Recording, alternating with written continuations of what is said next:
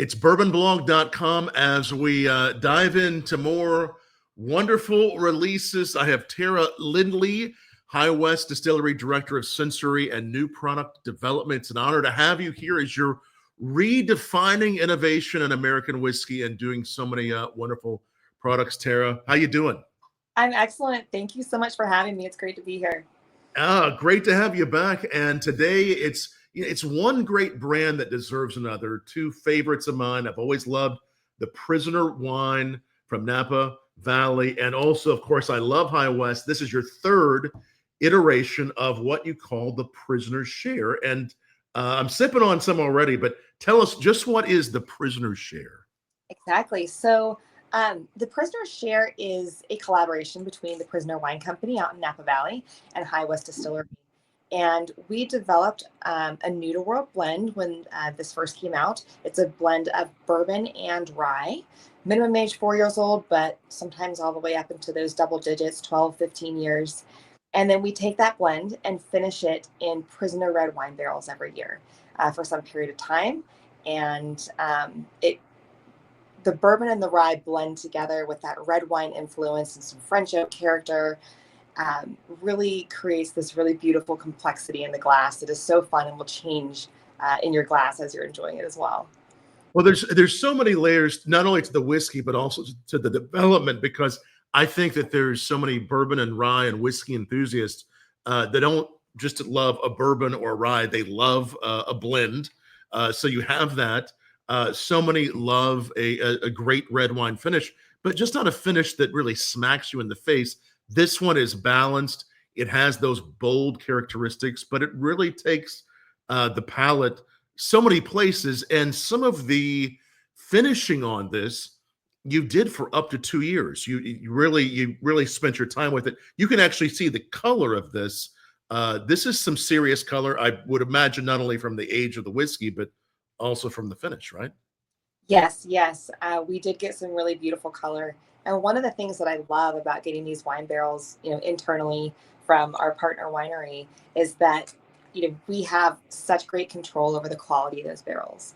And so when we get them, they've preserved and had inert gas in them, and they give us such beautiful aromatics and flavor profiles, in additionally color as well that you're seeing in the glass. Talk about that a little bit. I mean, you're obviously working with them and being part of the same portfolio. You're able to get the very best. The gas you mentioned. Talk about that a little bit. Yeah. So when we work with them in advance to let them know, we're going to need so many barrels, about this time. When can you help us get those? And as soon as they dump them in California, they are, adding some kind of inert gas that preserves it. It prevents any type of microbial growth that would create off notes. And then they get in a truck and they're here in Utah the next day. And so when they arrive, we actually smell every single barrel to make sure that, double check there aren't any off notes, nothing that we don't want in our final whiskey. And once those have all been signed off on, we allow them to get filled with our whiskey blend and sit for a matter of time. We'll start checking it maybe around like 6 months, sometimes at the earliest. And we know at that point in time it's not quite finished yet, but it's a good time to start looking at it and just see how those wine flavors and barrel elements are melding into the whiskey. I love that you're talking about that, because I think there's there's definitely, as I mentioned, so many enthusiasts that you'll sit back and enjoy a nice glass of bourbon or rye that's been finished in a cab or whatever it might be, some port, whatever it is, some type of a barrel. But the process that goes into that, with putting the inert gas in, making sure that it's really trapped in there, is that something that is a standard practice in most shipping one wine barrel to a whiskey distillery? Is that something that takes a little more time and attention? Is that what do you, I know you can't speak for every distillery, but what do you think? I think that is a question mark when it comes maybe to working with some, barrel brokers when they're working with wineries or, even any other type of facility all around the world, and you have all these different production processes to Right. manage. But it's something that we use internally, and especially with wine barrels, anything below 18% ABV, we definitely want to make sure that we're doing everything we can to prevent any off notes. prevent the off notes. And this is definitely just the thoroughness that you've shown on this, the flavors. How do you go with the process? I mean, you said some are 7 months finish, some are 2 years. I would imagine you're going through sampling a lot of these to get just the right blend. What's that process like? Yeah, so several months before we even need to start thinking about dumping and blending for bottling, we will pull samples from our inventory and we'll sample multiple barrels per lot. And by lot, I mean a batch of wine barrels that had been barreled down with the whiskey. And that way, representative blend of each lot in our lab. And then we go to actually looking at what ratios those lots are going to be in the blend. So we'll start with usually the largest 2 lots and start putting those together. Like, what's the right ratio to use there? And some of those barrels, we might not want to use all of them because we always kind of overshoot a little bit just to make sure that we have a little buffer for ourselves if we need to produce more, or if something happens unexpected. And so we determine what ratios we're going to use. And with that, sometimes we have some barrels that we don't use and we let them keep going, which is how we got to some of our 2-year finishing time. The older, right. You let those keep going. You're going to check on them again for next year, maybe. Exactly. Well, as I'm tasting this again, the nose, I'm getting, the fruit characteristic, some of that wine note. There's so many beautiful sugars on this. I mean, the wine is there. I've had the wine. I'm a big fan of the Zen blend. It's so beautiful. But as I taste this, the sugars are coming through. It's this wonderful candy note, some beautiful like milk chocolate. I mean, there's so much that's going on, but yet it doesn't feel overdone. What were you aiming for? I know you have a blend of about, is it 60% bourbon, 40% rye on this? That is one of the bourbon components. We do have 3 different mash bills on the bourbon, 2 different mash bills on the rye. One of those ryes is our own High West own make, right? Which is in there.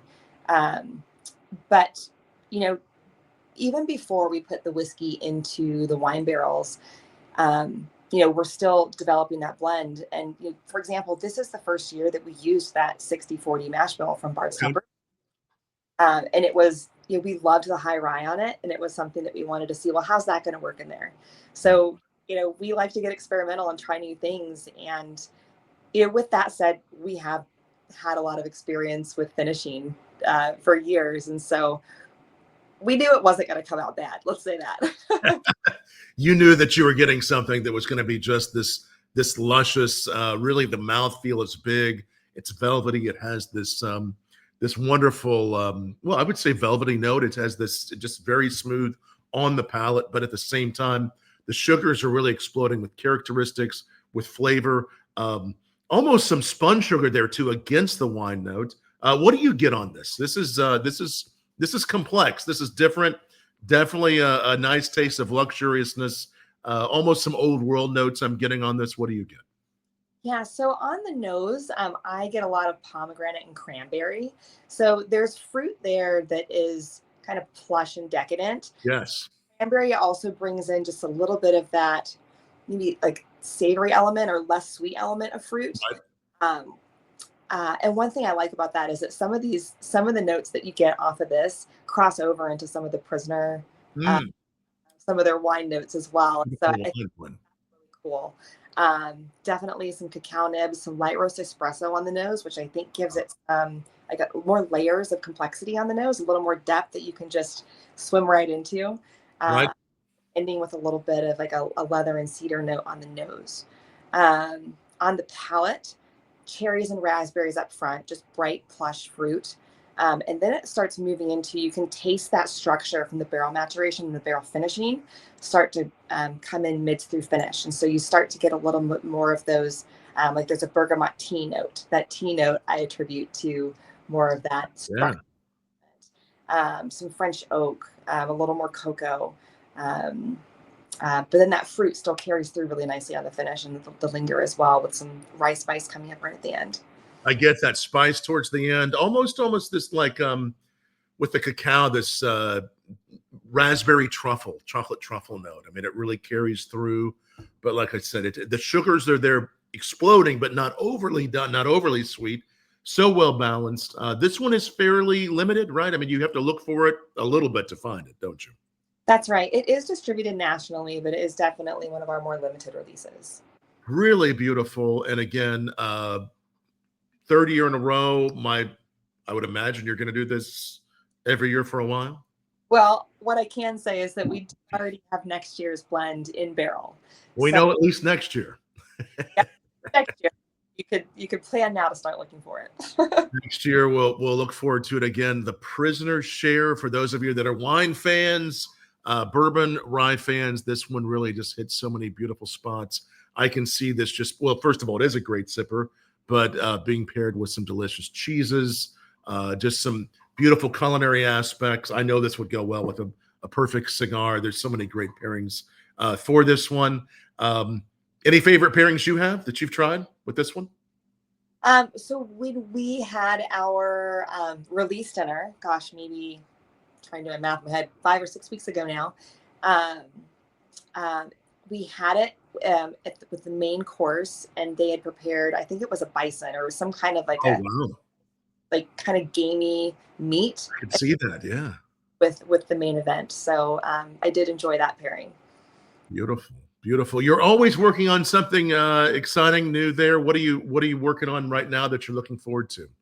Well, one of the most exciting things that we did just recently wrap up is that we bottled our first High West bottled and bond bourbon. And so Oh, wow. first time our own make High West bourbon is in a bottle and going out to the world. So that we were very excited about and very proud of. Um, we are also just about to wrap up our Midwinter Nights Dram blend.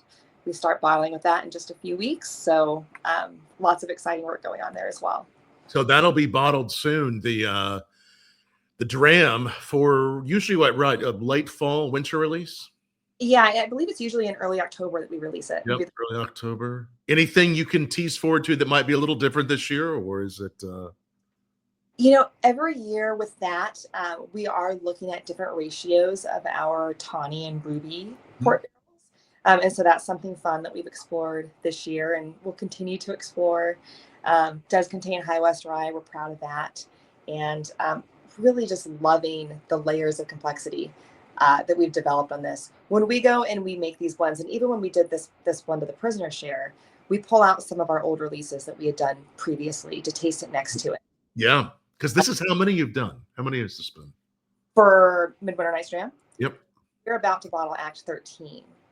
13. This is really, it's always a favorite, and it's such an exciting one. So Act 13. And that High West bottle and bond bourbon, is that out yet or just about to be out? I think it's just about to be out. It's about to be out. What do you like best about it? And I know you've done the rye before, right? The bottle and bond rye. 2 releases on that so far. On that, the bourbon, what do you like? With the bourbon, I really love the complexity. There's a really nice baking spice complexity that comes through on the nose and through the mid palate for me that I think just kind of elevates that sensory experience a little bit more.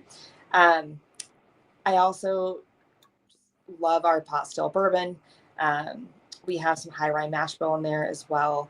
And, this was fun because we got to taste through everything from the second half of 2020, to meet the bottle and bond requirements of and, it's the second season of 2020 that we were able to use for this. And just tasting through those lots and how much complexity we're getting, because that was right around, we'd only been experimenting with bourbon for about a year at that point.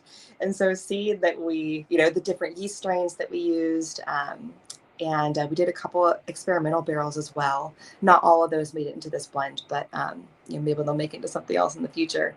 But it was just fun to work with our own spirit and see where it's at. And it's such an exciting category. I think it's a category that so many enthusiasts enjoy, and really even newcomers. Is the bottle and bond something that you've always enjoyed? I would say it's something that I've started thinking about a little bit more, especially as our own spirit has started maturing to where, one, we have, stuff that's old enough that we want to use, and 2, that we have enough of it, because we do use some of our own rye in some of our other products, our core and limited products. So then to have, be in an inventory position where we can look at doing something like this, we're proud to be able to share that moment frozen in time for what was happening at the distillery for one season. It's time travel. Seeing that season, be watching for that. I can't wait to try it too, Tara. The Bottle and Bond bourbon from High West.